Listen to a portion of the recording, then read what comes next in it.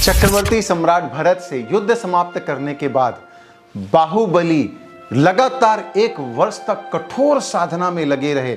ऐसी कठिन कठिन कठिन साधना जिसमें 1 साल तक उन्होंने अपनी काया को हिलाया भी नहीं, भूखे प्यासे ध्यानस्थ खड़े रहे।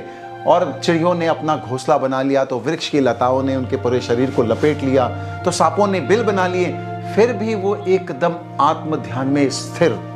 पर केवल ज्ञान नहीं हो रहा था। परमात्मा ऋषभ देव ने अपनी अवधि ज्ञान से देखा और ब्राह्मी सुंदरी को, दोनों को, उनकी जो बहनें थी बाहुबली जी की, उनको भेजा प्रतिपोध देने के लिए और कहलवाया कि भाई ऐसे हाथी पर चढ़कर के केवल ज्ञान नहीं होता है।